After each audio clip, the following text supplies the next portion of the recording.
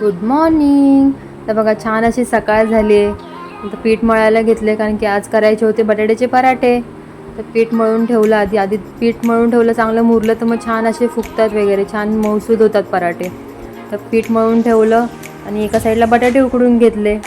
तर बटाटे उकडले छान असे, त्यांना सोलून घेतले, छान स्मॅश केले, त्यांना असं खिसणीने खिसले ना ते एकदम बारीक मस्त एकजीव होतात, एकदम स्मूथ होतात.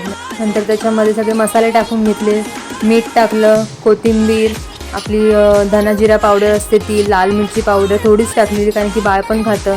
त्याच्यामध्ये थोडासा चवीसाठी मॅगी मसाला टाकला. खूप छान टेस्ट येते मॅगी मसाल्याने, एकदा नक्की ट्राय करा. मी नेहमी मॅगी मसाला टाकूनच करते बटाट्याचे पराठे, खूप छान होतात. कारण की नुसती लाल मिरची पावडर टाकली की नुसतं ते तिखट वाटतं, ह्याच्याने कशी जरा वेगळी टेस्ट येते.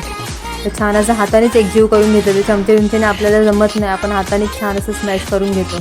तेवढ्यात बाळ उठलं, तर तिला पण भूक लागलेली, मग तिला छान फ्रेश केली. तिच्या पप्पाने छान तिची आंघोळ वगैरे घातली, तिला छान फ्रेश केली त्यांनी, आवरलं तिचं. नंतर तिच्यासाठी आधी एक पराठा बनवून घेतला गरम गरम, तिला भरवला. मग सगळे पराठे करून घेतले एक एक करून. त्यांना टिफिनला पण 2 पराठे दिलेले आणि खाऊन पण गेले. ते छान झालेले, खूपच एकदम स्मूथ होतात, एकदम फुगतात, ते एकदम चविष्ट लागतात. बघा आता कसा फुगेल हा माझा पराठा. हा बघा, वाव किती छान फुगला, बघूनच किती छान वाटते, असं तोंडाला पाणी सुटेल असं. आणि एकदम खरपूस भाजले जातात, थोडे 2 मिनिटाचे स्लो गॅसवर भाजले ना की एकदम खरपूस होतात.